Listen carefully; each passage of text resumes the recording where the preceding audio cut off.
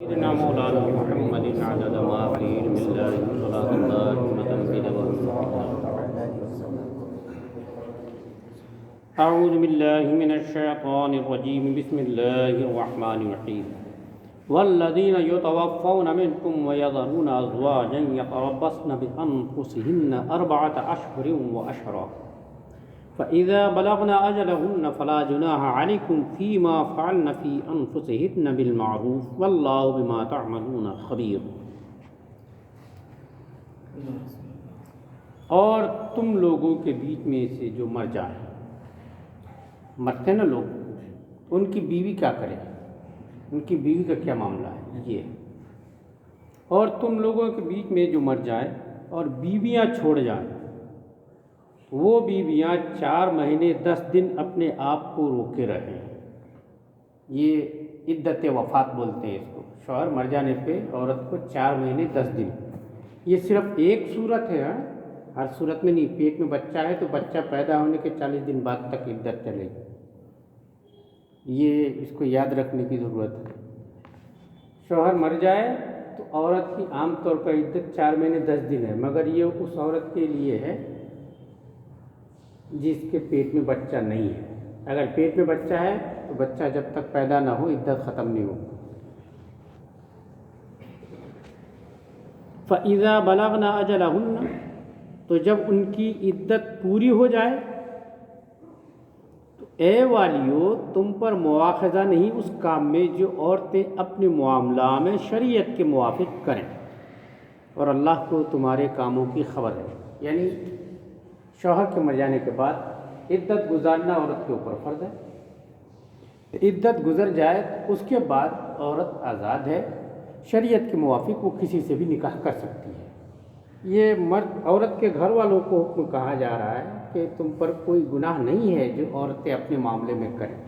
یہ اصل میں مردوں کو خطاب کر کے کہا اس لیے گیا کہ کئی دفعہ ایسا ہوتا ہے کہ ہمارے ہندوستانی سماج میں کسی عورت کا شوہر مر جائے، مثلا جوانی میں آدمی مر گیا تو اس کو منحوس خیال کر لیتے ہیں، پھر دوسرا نہ اس کو کوئی اس سے نکاح کرنا چاہتا، اور گھر والے بھی کئی دفعہ اس میں روڑے لٹکانے شروع کرتے ہیں، نہیں ہو گئے اب شادی بیاہ کے چکر میں مت جانا۔ یہ اپنے آپ کی بے عزتی والی بات سمجھتے ہیں، حالانکہ اللہ فرما رہے ہیں یہ بے عزتی والی بات نہیں ہے۔ اگر وہ نکاح کرنا چاہتی ہے تو نکاح کر لینے، شریعت کے موافق کرو، بس اس بات کا خیال رہے۔ موافق شرع یعنی کفو میں جو مرد مسلمان ہو، ایمان والا ہو، اس کے ساتھ تعلق بنائے نکاح کے ساتھ تو جائز ہے۔ عورتوں کو جن کا شوہر مر جائے ان کو 4 مہینے 10 دن خود کو روکے رکھنے کا حکم فرمایا۔ خود کو روکے رکھنے کا معاملہ کیا ہے؟ پہلی تو جنسی خواہشات سے روکے رکھنا، کیونکہ اب شوہر ہے نہیں۔ اس کے علاوہ بہت سی چیزوں سے عورت کو خود کو روکے رکھنے کا حکم ہے۔ اس درمیان میں اس مدت میں نہ وہ نکاح کر سکتی ہے، نہ وہ اپنا مسکن چھوڑ سکتی ہے، یعنی جس گھر میں تھی اور شوہر کا انتقال ہوا وہ اسی گھر میں رہے گی، وہاں سے نہیں نکل سکتی۔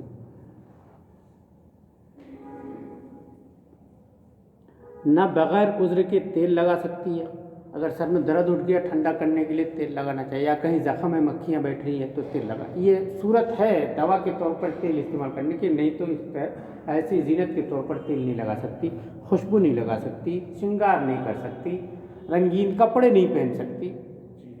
سمجھ گئے؟ یہ عورت کو اللہ نے فرمایا کہ اپنے آپ کو روکے رکھو ان چیزوں سے، نہ اپنا مسکن چھوڑے، نہ تیل لگائے، نہ خوشبو لگائے، نہ سنگار کرے، نہ رنگین اور ریشمی کپڑے پہنے، اور نہ مہندی لگائے، اور نہ نئے نکاح کے بات چیت کھل کر کرے۔ شوہر مر گیا تو جب تک عدت نہ گزر جائے کھل کر وہ نئے نکاح کی بات چیت بھی نہیں کر سکتی۔ جو طلاق بائن کی عدت میں ہے جو عورت، اس کے لیے بھی یہی حکم ہے، لیکن جو طلاق رجعی کی عدت میں ہے اس کو حکم ہے خوب شوق سنگار کرو تاکہ تمہارا شوہر تمہاری طرف دیکھ کے للچائے اور لوٹا لے۔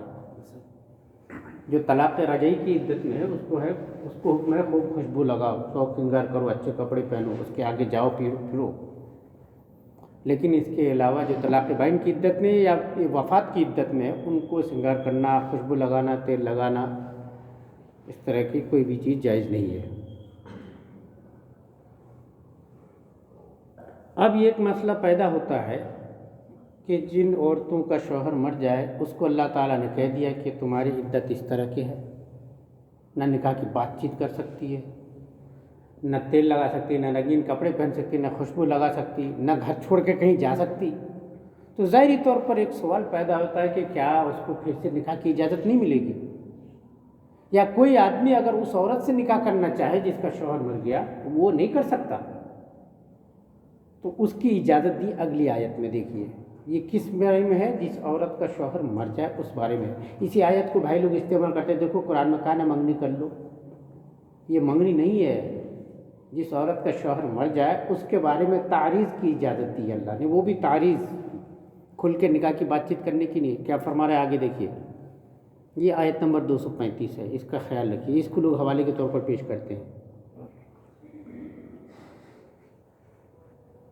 وَلَا جُنَاحَ عَلَيْكُمْ فِيمَا عَرَّضْتُمْ بِهِ مِنْ خِطْبَةِ النِّكَاحِ مِنْ خِطْبَةِ النِّسَاءِ أَوْ أَكْنَنْتُمْ فِي أَنفُسِكُمْ عَلِمَ اللَّهُ أَنَّكُمْ سَتَذْكُرُونَهُنَّ وَلَكِنْ لَا تُوَاعِدُوهُنَّ سِرًّا إِلَّا أَن تَقُولُوا قَوْلًا مَّعْرُوفًا وَلَا تَعْزِمُوا عُقْدَةَ النِّكَاحِ حَتَّى يَبْلُغَ الْكِتَابُ أَجَلَهُ وَاعْلَمُوا أَنَّ اللَّهَ يَعْلَمُ مَا فِي أَنفُسِكُمْ فَاحْذَرُوهُ وَاعْلَمُوا أَنَّ اللَّهَ غَفُورٌ حَلِيمٌ. اور تم پر گناہ نہیں اس بات میں جو پردہ رکھ کر تم عورتوں کے نکاح کا پیغام دو. جس عورت کا شوہر مر جائے اس کو کھل کے تو نکاح کی بات چیت کرنے سے منع کر دیا گیا، لیکن عورت نہیں کر سکتی. مرد کو اجازت دیا کہ تم پردہ میں رکھ کے، کھل کے تو بات ہی نہیں کر سکتے، کھل کے نہیں کہنا نکاح کے لیے، پردہ رکھ کر تم عورت کو نکاح کا پیغام دے سکتے. اس کو تعریض بولتے ہیں. جیسے اس کے پاس جا کر کے کہنا، اپنے آپ کو بے سہارا مت سمجھنا. ایک شوہر نے اللہ نے لے لیا تو اللہ کے بندوں میں سے اور ہیں جو تم سے نکاح کرنے کو تیار ہو سکتے ہیں، ہے نا. اس طرح کی باتیں ان کو کہہ سکتے ہیں تاکہ اس کی امید بھی بندھی رہے اور تمہاری بات بھی ہو جائے. یہ تعریض ہے. اب اس کو بھائی لوگوں نے دیکھا ہوگا، خطبۃ النساء کر رہی ہے، عورت کو پیغام دے سکتے ہو. تو عرضتم بہ من خطبۃ النساء کہا اللہ نے، عورت کو نکاح پیغام پردے میں دو، پردے میں دے سکتے ہو، وہ بھی جس کا شوہر مر جائے اس کے لیے آیا ہے. یا اپنے دل میں چھپا رکھو. اچھا یہ بھی بات ہے، یعنی عدت کے اندر نکاح اور نکاح کا کھلا پیغام دینا تو حرام ہے، ناجائز ہے، لیکن پردہ کے ساتھ نکاح کی خواہش کا اظہار کرنا گناہ نہیں ہے. یا بہتر یہی ہے کہ اس ارادے کو بھی اپنے دل ہی میں چھپا کے رکھے اور کسی سے نہ کہے. جیسے کسی عورت کا شوہر مر جائے، اس سے نکاح کرنا چاہتا ہے کوئی، تو عدت کے دنوں تک دل ہی میں رکھو یہ بات. عدت کے دن میں یہ بھی نہ کہو. سمجھ گئے؟ یہ حکم ہے. اس سے ایک بات اور بھی سمجھ میں آتی ہے کہ جس عورت کا شوہر مر جائے اسے یوں نہیں چھوڑ دینا چاہیے، اس کا نکاح کر دینا چاہیے. اللہ جانتا ہے کہ اب تم ان کی یاد کرو گے، یعنی تمہارے دلوں میں خواہش ہوگی، اسی لیے اللہ تعالیٰ نے تمہارے لیے تعریض کو مباح فرمایا کہ تعریض کر سکتے تو پردے میں رکھ کے کر سکتے، کھل کے تو نہیں، تعریض میں. اب یہ تعریض میں کہنے کے اللہ جانتا ہے جو تمہارے دل میں ہے نا، اب تم یاد کرو گے اس کی. یہ بات فرما کے یہ دونوں باتوں میں اللہ تبارک و تعالیٰ نے بھی تعریض کے طور پر اشارہ فرما دیا. پہلی بات تو یہ کہ جس کا شوہر مر جائے وہ، اور دوسرا وہ جو عورت عدت طلاق بائن کی عدت میں ہے. مثال کے طور پر ایک آدمی نے اپنی بیوی کو طلاق بائن دیا، طلاق بائن کے بعد جو عدت گزار رہی، عدت کے بعد وہ کسی سے بھی نکاح کر سکتی ہے. اب آدمی کو خیال آ رہا ہے کہ نہیں یار میرے لیے ٹھیک ہی تھی یہ، اب کھل کے نکاح کا پیغام تو دے نہیں سکتا، عدت میں ہے وہ، تو ایسی صورت میں وہ تعریض کر سکتا ہے. اسی کو اللہ نے فرمایا، اللہ کو معلوم ہے کہ تم اب ان کی یاد کرو گے، تمہارے دلوں میں اس کی یاد آئے گی، اس لیے پردے میں رکھ کے کہہ سکتے ہو کہ چلو عدت کو گزر جانے دو، ہم پھر نکاح کر لیں گے. یہ کہہ سکتے ہیں، مطلب کھل کے نہیں، نکاح کے لیے پیغام کھل کے نہیں، پردے میں رکھ کے. کہ چلو ایک مرتبہ ہو گئی غلطی، آپس میں برائی ہو گئی، غلطی سدھارنے کا موقع اللہ بھی دیتا ہے، نہیں توبہ سب کو نصیب ہوتا ہے. اس طرح سے بات کہہ دو تاکہ اس کو سمجھ آ جائے. اس کو تعریض کہتے ہیں. تعریض کا ارادہ تو تعریض کرنے کی جو اللہ تعالیٰ نے دیا ہے خدمت النساء 2 عورتوں کو. ایک وہ عورت جس کا شوہر مر گیا، ایک وہ عورت جس کو طلاق بائن دی گئی. سمجھ گئے بھائی لوگ؟ اس آیت کو پڑھتے دیکھو، منگنے کی اجازت دیا ہے قرآن میں اللہ نے. تو کون شوہر مرے ہوئے شوہر متوفی عنہ زوج کر رہے ہوگا، یا تو کنواری لڑکیوں کی منگنی کر رہے ہیں. اس کے اوپر یہ آیت چپکاتے ہیں. یہاں تعریض کر کے اجازت کن کی دیا؟ جس عورت کا شوہر مر جائے یا جو عورت طلاق بائن کی عدت میں ہو، ان کے لیے کہا. سمجھ گئے؟ وہاں تعریض کی حکم ہے، تعریض کی اجازت وہاں ہے. باقی اگر عدت میں نہیں ہے تو تعریض کی کیا ضرورت؟ وہاں تو کھل کے کر سکتا ہے آدمی. وہاں تعریض کی کیا ضرورت ہے؟ اچھا وہ بھی تعریض کرنے کو کہا اللہ نے. بھائی لوگوں کو سمجھ نہیں آتا تعریض کہتے کس کو؟ تعریض پردے میں رکھ کے. کھل کے نکاح کی بات تو ہوئی نہیں نا اس میں. پردے میں اشارہ کر کے بات کرنا ہے نا. ہم تو 150 لوگوں کو لے کے جماعت بارات کے ساتھ جاتے ہیں، یہ تعریض ہے؟ یہ پردے میں رکھنے والی بات ہے؟ یہ تو ہم پہلے سے کھلم کھلا ہے، ڈبل بارات پر بارات بنا لیتے ہیں. ہم لوگوں کے معاملات جو خراب ہوئے نا، ہم نے دوسروں سے بہت ساری چیزیں لے لی ہیں ادھار کے طور پر، ان کو نعمت سمجھ لیے ہیں. منگنی نہیں ہوئی تو کیسے شادی ہے ابھی؟ اگر جیسے کہ کوئی لڑکا لڑکی کی بات طے ہو گئی، گھر والے پسند کر لیے، تو اب لڑکی والوں کو ایک سوچنا چاہتا ہے. سب محلے والے کو معلوم ہونا چاہیے. آپ لوگ ایک مہمانداری تو کرو بھائی، آؤ 150 لوگ. یہ خود وہ چکنے لگتے ہیں. ہاں لے آؤ 100-150 کو لے آؤ، ہم اتنے ہلکے بھی نہیں ہیں. ہاں معاملہ ہے نا، یہ رہتا ہے. وہاں پہ بھائی لوگ جو ہے نا سوچتے ہیں کیا تم لڑکی والے تم خرچ کرنے پہ آمادہ ہو تو ہم کیوں نہ کریں. وہ بھی لے آتے ہیں 150 لوگوں کو. ابھی تو اس علاقے میں پھر بھی کم ہے.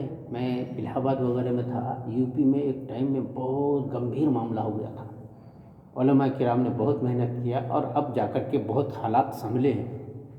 سمجھ گئے؟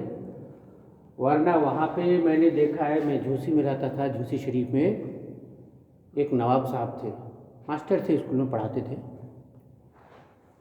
اب بارات میں بولے وہاں پہ طرح طرح کی فرمائشیں رہتی ہیں. دیکھو بھائی ہماری بارات میں 25 لوگ غیر مسلم رہیں گے، ان کے لیے ان کے حساب سے کھانا ہونا. ہاں یہ بھی پہلے سے طے کر دیتے تھے. ہاں اور 15 لوگ پرہیزی رہیں گے. ادھر بھی کئی لوگ بنتے ہیں. ایک آدھ کو پرہیزی بننا ضروری سمجھا جاتا ہے کہ نہیں تو کیا سمجھیں گے. حالانکہ پرہیزی بننا کوئی تعریف کا کام نہیں، یہ تو عیب والی بات ہے کہ تم بیمار ہو اس لیے نہ پرہیز کر رہے ہو، ہے نا. مگر یو پی میں ایک ماحول بنا لیے تھے. پرہیزی کا مطلب کیا؟ عام لوگوں کا کھانا، بڑے کا سالن قورمہ بنا دیے، تندوری روٹی بریانی پلاؤ بنا دیے. اب پرہیزی بولے تو ان کے لیے مرغی کا انتظام کرنا پڑتا تھا یا بکرے کا پکانا پڑتا، وہ عمدہ انتظام. تو ماسٹر صاحب نے کیا کیا، ٹھیک ہے بھائی پرہیزی لوگوں کا ٹھیک ہے، ان کے یہاں بچی کی شادی تھی، پرہیزی کا تو انہوں نے کیا کیا، پرہیزی کے لیے مونگ کی دال چاول ملا کے کھچڑی بنا دی. اور بولے سب کے بیچ میں بیٹھ کے کیا کھانا، پرہیزی لوگ ادھر ایک طرف کو ہو جائیں. اب پرہیزی میں کیا کرتا ہے، اپنے خاص لوگوں کو پیش کرتا ہے آدمی کہ یہ پرہیزی ہے. ان کو معلوم ہے کہ پرہیزیوں کو اچھا کھانا کھلایا جائے گا، مرغے کا سالن ہوگا، بکرے کا ہوگا، باقی وہ تو بھینس کا کھلائیں گے. یہ پرہیزی اچھے لوگوں کو چن کے دے دیا. وہ لے گئے بہترین ایک دسترخوان بچھایا، بیٹھیے، بیچ میں لا کے یہ کم بھگونا رکھ دیا، چمچ کٹوری رکھ دیے، نکالو بسم اللہ. بولے یہ کیا؟ بولے کھچڑی. بولے یہ کیا ہے بھائی؟ بولے کھچڑی ہے یار، حرام چیز سمجھ رہے ہو کیا، حلال چیز ہے. ڈاکٹر بولے گوشت کھانا منع کرتا ہے، مچھلی کھانا منع کرتا ہے، انڈا منع کرتا ہے، کھچڑی تھوڑی منع کرتا ہے. تم کیسے پرہیزی ہو؟ کون ڈاکٹر نے کھچڑی منع کیا ہے؟ ہم کو پتہ بتاؤ اس ڈاکٹر کا. اب یہ بیچارے بیٹھے تو اب کیا کرے، مجبوری میں ایک آدھ 2 چمچ لیے، سب چھوڑ چھوڑ کے آ کے چھپ چھپ کے ادھر گھس رہے ہیں. ایسے مطلب خواہ مخواہ کی چوچلے بازیاں کر رہے ہیں ہم. میں آپ کو مختصر طور پر بتا دیتا ہوں. ہم آپ کی پوری زندگی کے لیے سبق رسول اللہ کی زندگی سے لینی ہے. لقد کان لکم فی رسول اللہ اسوۃ حسنہ، قرآن میں اللہ نے فرمایا تمہارے لیے رسول اللہ کی زندگی بہترین نمونہ ہے، تو ہم کو ہر کام کو وہاں سے لینا ہے نا. سیدہ فاطمہ زہرا رضی اللہ عنہا جب 13 سال اور کچھ مہینے کی ہوئی، 13 سال اور کچھ مہینے کی ہوئی، سرکار مسجد میں تشریف فرما تھے. ایک صاحب آئے، انہوں نے عرض کیا یا رسول اللہ فاطمہ جوان ہو گئی. کتنے دن کی تھی؟ 13 سال اور کچھ مہینے کی. ایک صاحب آئے، انہوں نے کہا یا رسول اللہ فاطمہ جوان ہو گئی. سرکار نے اس بات میں سر ہلایا، فرمایا ہاں فاطمہ جوان ہو گئی، اور کچھ نہیں کہا. اب آگے حضور نے کچھ نہیں پوچھا تو ان کی بھی ہمت نہیں پڑی، جبکہ حضور سمجھتے تھے کہ کس ارادے سے کہہ رہا ہے. سمجھ گئے؟ جو جبریل امین سے زیادہ اشارے سمجھتے ہوں، ہے نا، وہ اپنی امت کی بات کو نہیں سمجھیں گے، سمجھتے. لیکن آپ نے آگے کچھ نہیں پوچھا تو سامنے والے کو بھی ہمت نہیں ہوئی. پھر تھوڑی دیر کے بعد ایک صاحب اور آئے، انہوں نے بھی آ کے کہا یا رسول اللہ فاطمہ جوان ہو گئی. آپ نے فرمایا ہاں جوان ہو گئی. بس آگے کچھ نہیں تو ان کی بھی ہمت نہیں ہوئی. ابو بکر صدیق آئے، انہوں نے آ کے یہ بات کہی یا رسول اللہ فاطمہ جوان ہو گئی. تو آپ نے ارشاد فرمایا ہاں فاطمہ جوان ہو گئی، علی کہاں ہے بلاؤ. میں نے حضور نے پہلے سے طے کر رکھا تھا، آپ کے مزاج مقدس میں پہلے سے تھا.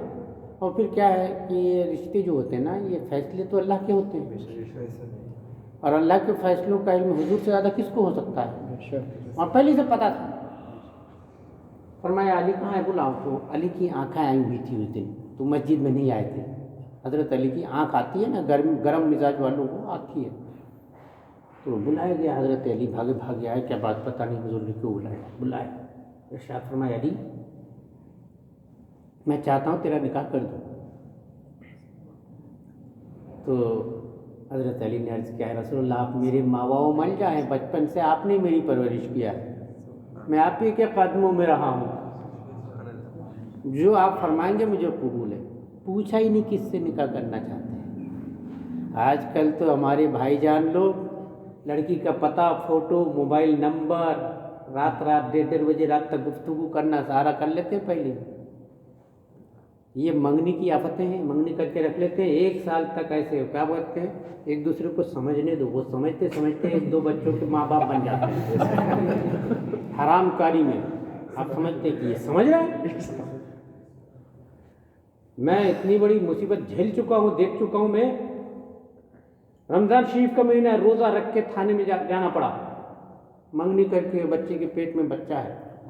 وہ سامنے والا کہتا ہے میں نے ہاتھ نہیں لگایا. یہ کہتی ہے تم اپنی پھوپھی کے یہاں لے کے گئے تھی نہیں تاج باغ شریف سے، وہاں ایسا کرے تو ویسا کرے. تو اس نے کہا تو میں نے کنڈوم استعمال کیا تھا. اتنی نحوست والی بات ہے. تھانے میں روزے میں مجھ سے نہیں رہا گیا. میں نے کہا بھیا میرے بس کی نہیں ہے یار، میں تو چلتا ہوں. بولے توڑوانا پڑے گا. میں نے کہا کیا ہوا ہے جس کو توڑوانا ہے؟ منگنی میں کچھ ہوتا ہے کیا؟ کس کو توڑنا؟ کوئی رشتہ ہوتا ہے، کچھ بنتا ہے؟ کچھ نہیں. اب تم لوگ اس کو چھٹی دے دیتے ہوتے، تمہاری غلطی ہے. اللہ کی پناہ، لوگ اس کو ضروری سمجھتے ہیں. دیکھو حضرت فاطمہ کا کیسا ہوا. حضرت علی کو بلایا، فرمایا مہر میں دینے کے لیے تیرے پاس کیا ہے؟ اب حضرت علی کے پاس اس وقت دوسرے کے گھر میں رہتے تھے، اپنا گھر بھی نہیں تھا.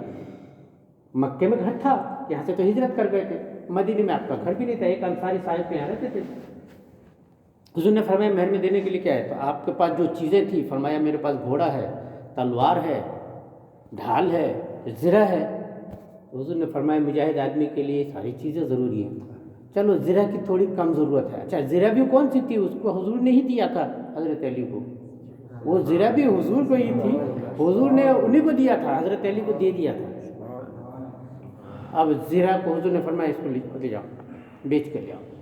بازار میں گئے، اس زرہ کو 480 درہم میں بیچ کے لے آئے. سمجھ گئے؟ کچھ کتابیں کہتی ہیں 480 دینار، درہم، مسقال، بہرحال جو بھی ہے 480 درہم میں بیچ کے لے آئے. وہ دامن میں لے آئے پورے. حضور مسجد میں بیٹھے ہیں، صحابہ بھی بیٹھے ہیں، لا کے انڈیل دیا حضور کے آگے. تو بخاری شریف کا لفظ ہے حضور نے اس میں سے ایک مٹھی لیا، گنتی نہیں کی.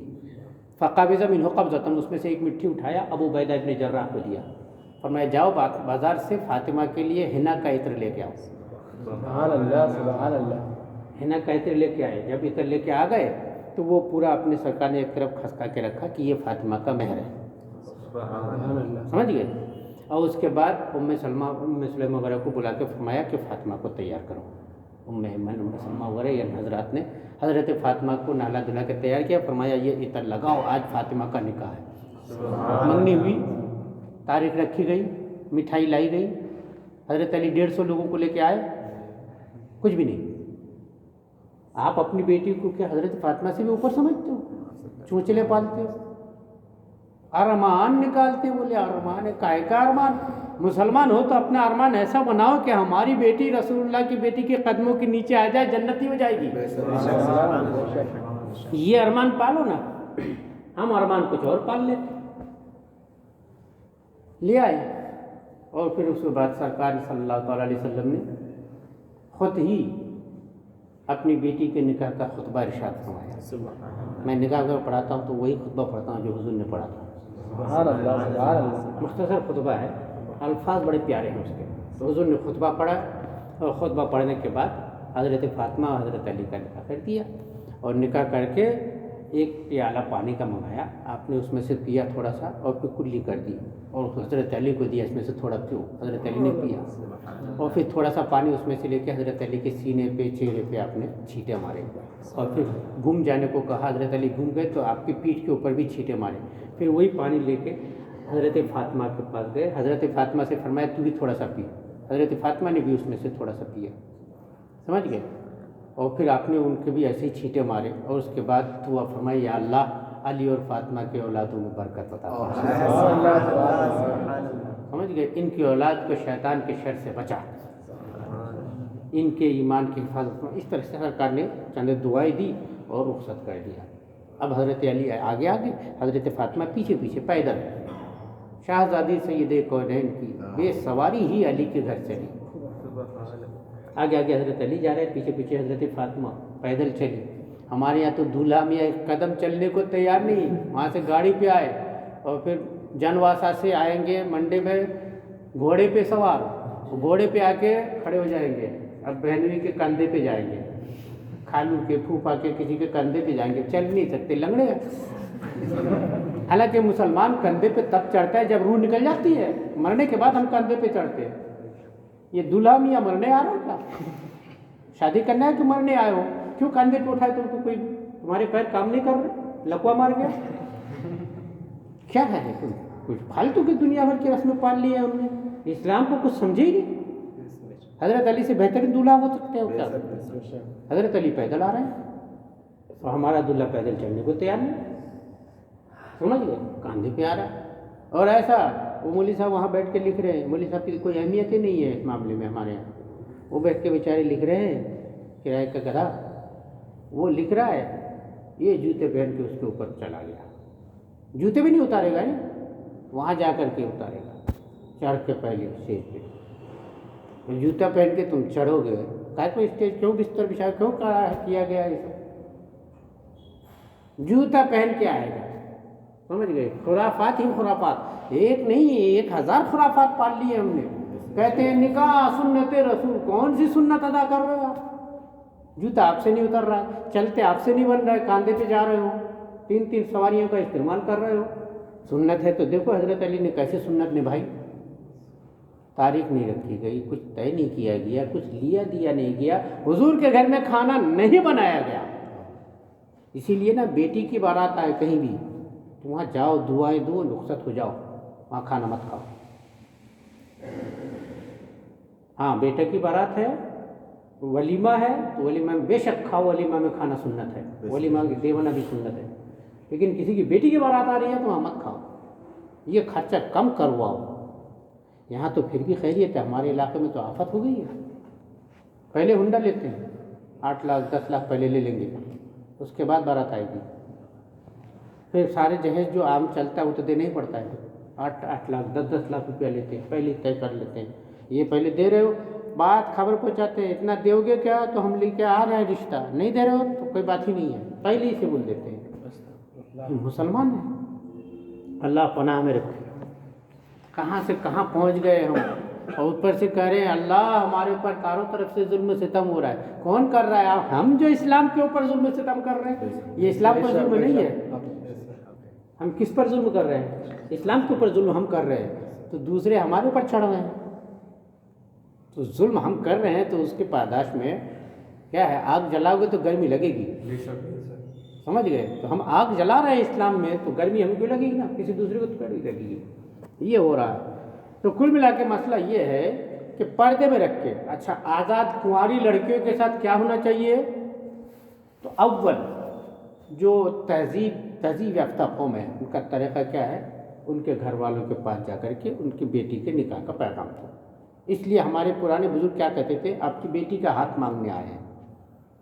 ایک کنایا تھا، بیٹی کا ہاتھ مانگنے آئے ہیں. اب ان کو اگر بات پسند ہوتی تو آگے بڑھتی. آگے بڑھنے کا بھی کیسا؟ ٹھیک ہے، ہم آپ کے بیٹا صاحب کیا کرتے ہیں نہیں کرتے ہیں، کیا کمائی ہے کیا کرتے ہیں، ہم ان کو دیکھنا جاننا چاہتے ہیں. دیکھ جان لیے تو بسم اللہ. مگر اب تو معلوم بات دونوں خاندانوں میں طے ہو جاتی ہے نا. پہلے رشتہ دے دیتے ہیں بولتے ہیں، اس کے بعد پھر منگنی کرنے جاتے ہیں. کیا بولتے ہیں؟ منگنی ضروری ہے نا، مانگے کہاں بھی. تو اب اس سے پہلے کیا کر رہے تھے آپ نے؟ ٹوٹ سے ٹوٹ ملا کے. اس سے پہلے کیا کر رہے تھے؟ منگے نہیں تھے. ویسے 150 لوگوں کا کھانا وہ تیار کر کے بیٹھا ہے، منگنے جا رہے ہو. یہ عجیب اتفاق ہے. اور اس میں مصیبت ہو جاتی ہے بیچارے مولوی صاحب کی، اس کو گھساتے ہیں بیچ میں. پڑھو منگنی پڑھو. اب منگنی میں کیا پڑھیں؟ کچھ ہے ہی نہیں. اب مولوی صاحب بھی لوگوں کی فرما برداری اپناتے ہیں، یہ بھی اپنا کچھ بھی اٹھ پٹاخ پڑے. نہیں، شریعت کا کباڑہ ہم نے خود نے کیا. شریعت کیا کہتی ہے اور ہم کیا کر رہے ہیں. اس لیے جو ہے نا مولوی صاحب لوگ قرآن سنانے کی ہمت بھی نہیں کرتے. کئی جگہ وہ قصے کہانیاں سنا دیں گے آپ کو، واقعات کی کتابیں سنا دیں گے. قرآن سنانے کی ہمت نہیں کرتے کیونکہ اس میں کب پتہ نہیں اپنے ہی اوپر آ جائے. کچھ نہیں کہا جا سکتا چونکہ یہ اللہ کا نور ہے، یہ سب کو روشن کرتا ہے. اب اس روشنی میں چور بھی دکھتا ہے نا، متقی پرہیزگار بھی دکھتا ہے، سب دکھتا ہے. تو ہم اگر چور ہیں تو ہم کو ڈر لگے گا نا، روشنی سے دور ہی رہو. ہمارا گھر جو ہے نا اس علاقے میں بنگلہ دیش کا بارڈر لگتا ہے. اسمگلر لوگ رات میں اسمگلنگ کرتے ہیں، تو ادھر روڈ وغیرہ پہ گلیوں میں ادھر ادھر لائٹیں لگاتے ہیں نا، ہر دن پھوڑ پھاڑ دیتے ہیں وہ لوگ. کیوں معلوم ہے؟ نظر آ جائیں گے یار. تو لائٹ رہے نہ دیکھیں گے لوگ، لائٹ پھوڑ دو.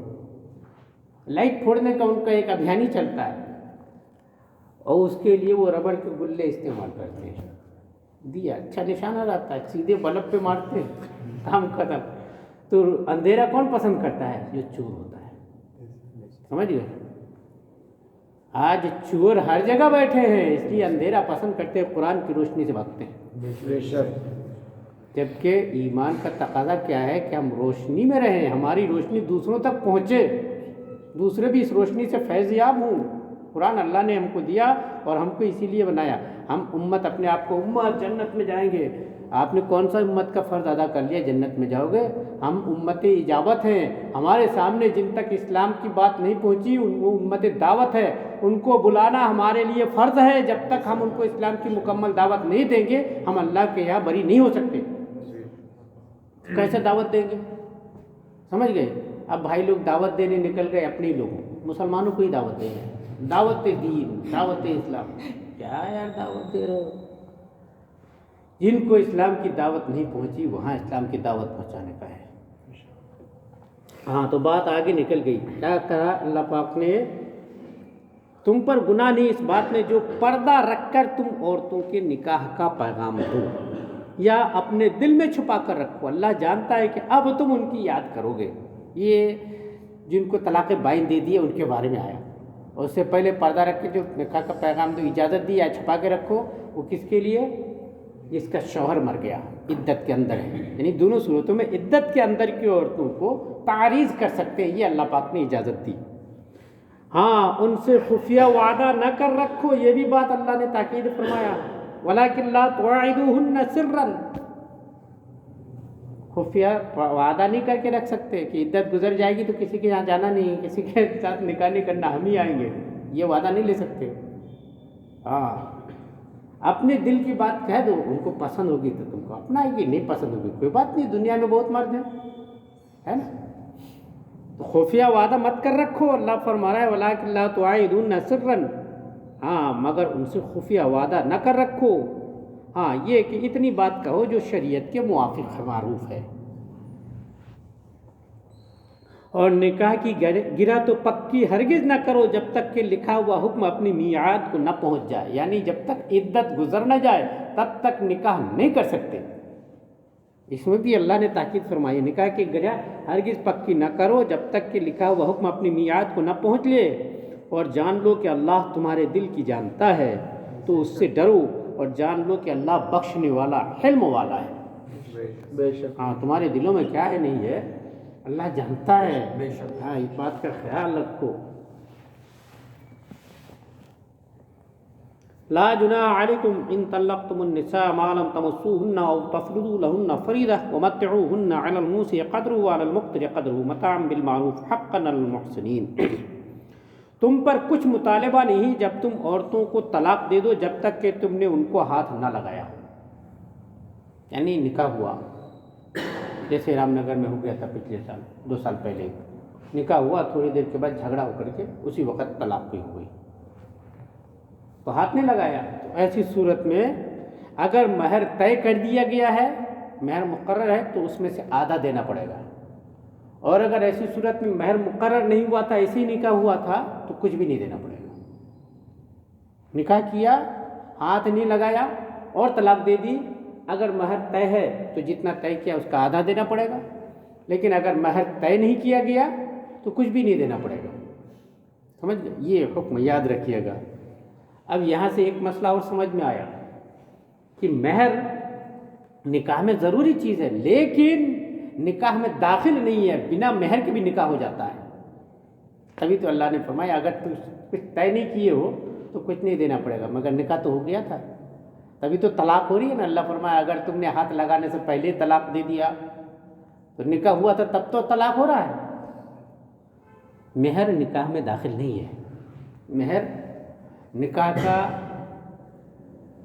نکاح میں کیا چیزیں ہیں ہم اس کو بھی نہیں جانتے. نکاح کا 2 رکن ہے، ایجاب اور قبول.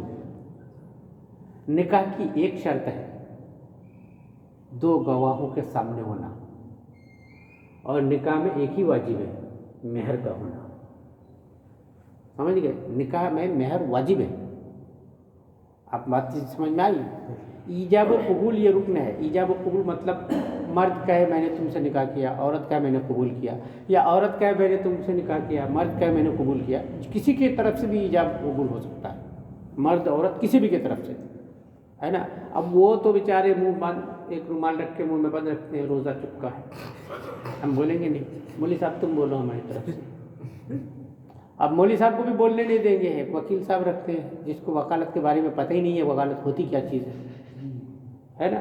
اب وہ وکیل صاحب کو مولوی صاحب بتا رہے ایسا بولو ایسا بولو ایسا بولو، یہ بتانے پہ بولتا ہے.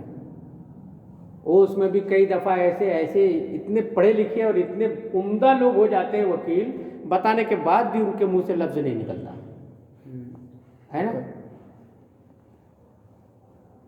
بتا کے تھک جاتے ہیں کئی دفعہ.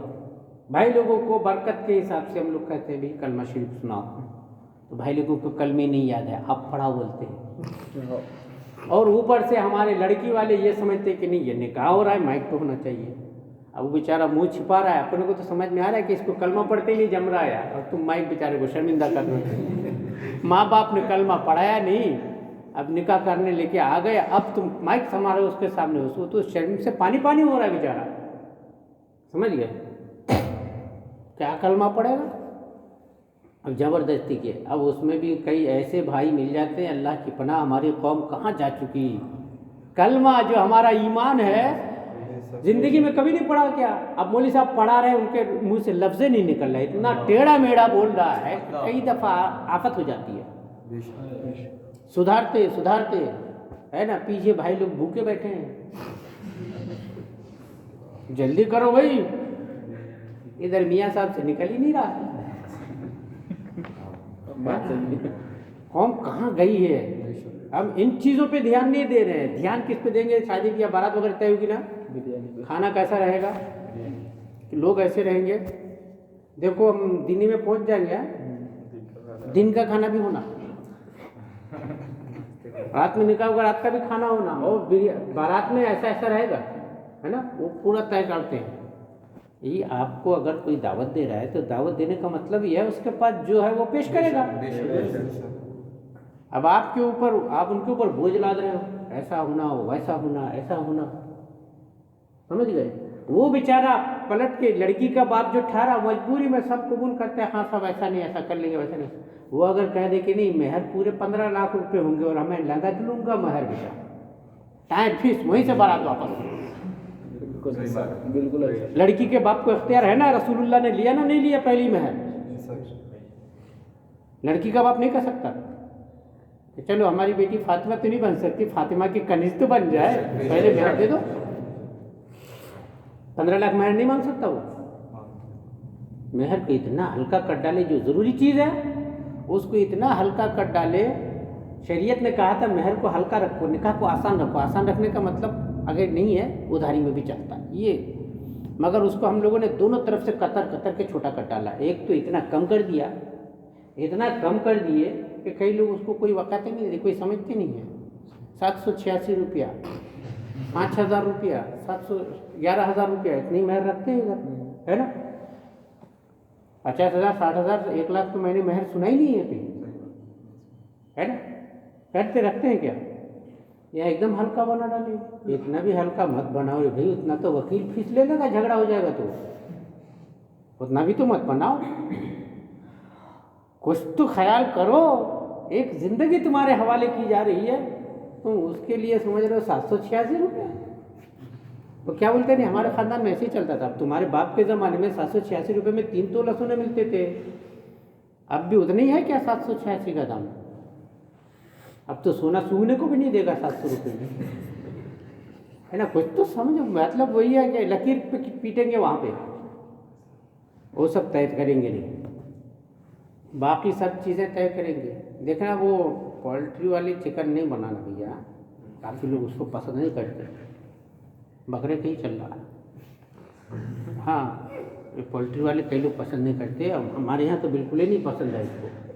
تو سب کھاتے ناک ڈبا کے, مگر دوسرے کے کھانے کی بات آتی ہے تو پولٹری والی نہیں بنوانا ہے, پسند نہیں کرتے لوگ.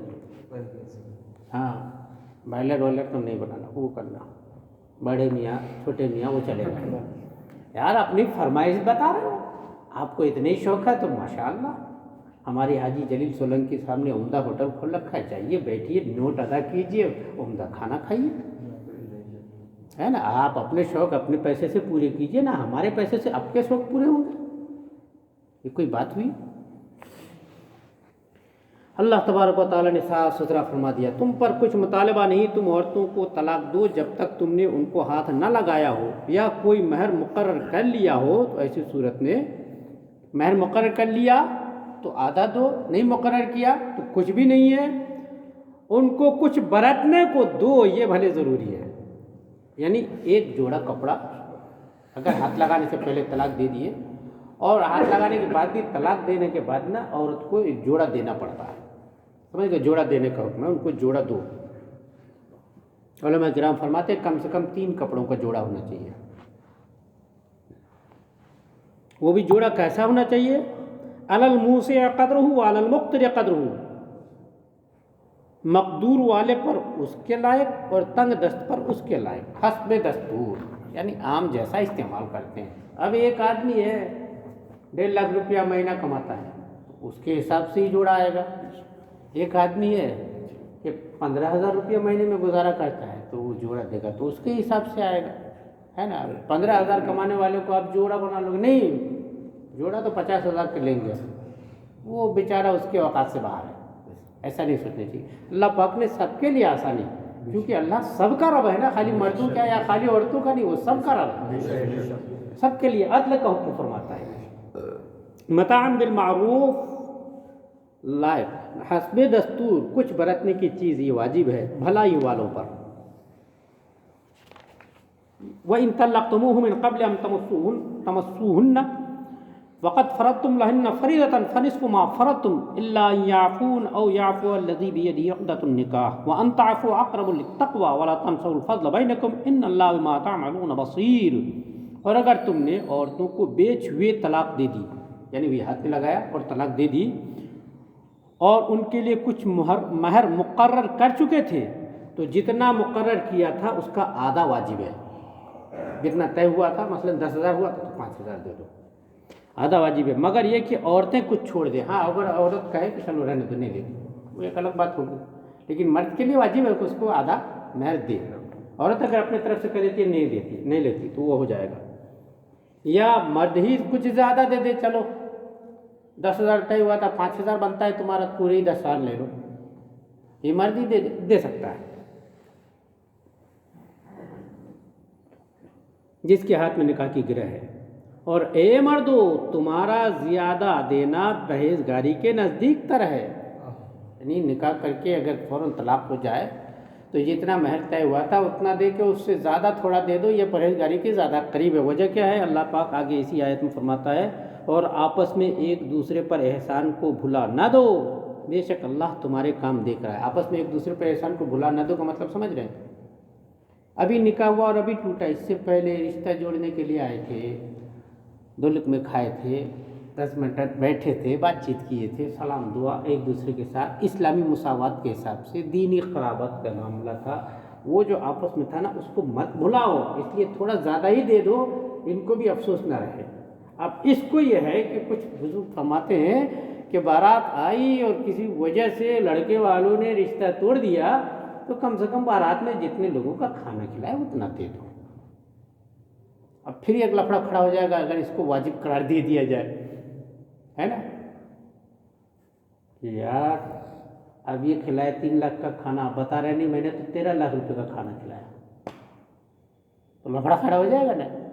تو اس لیے اللہ نے اس کا راستہ نکال دیا کہ کچھ زیادہ دے دو، وہ کچھ طے نہیں فرمایا، جس کی جیسی حالت ہے بس اس کا خیال رکھو کہ اس سے پہلے ایک دوسرے کا عزت و احترام تم کرتے تھے، تب تو رشتہ کرنے چلے تھے نا۔ اب کسی بات میں چلی گئی، معلومات ٹوٹ گیا، تو پہلے والی عزت و احترام جو دین کے تعلق سے تمہارے ایک دوسرے کے ساتھ تھے نا، وہ باقی رہنا چاہیے، وہ ختم نہیں ہو جانا چاہیے، سمجھ گئے؟ اب تو خدا نہ خواستہ رشتہ کرنے جاتے ہیں تو چاہے وہ منافق ہی ہو جائے، بد دین گمراہ بد مذہب ہو جائے، تو لڑکے والے خوب تعریف کرتے، نہیں بہت بڑھیا لڑکا ہے، 1 نمبر ہیرا لڑکا ملا ہے، اور وہی لڑکا طلاق دے دے تو کافر ہے نا۔ وہی لڑکا اگر طلاق دے دے، رشتہ توڑ دے تو کیا بولیں گے؟ ارے گمراہ لوگ ہیں وہ، ان کو دین ایمان سے کیا مطلب؟ یہ پہلے سوچنا تھا نا جب بیٹی دیے تھے، اگر وہ گمراہی تھا تو پھر کیوں دیے تھے بیٹی میں؟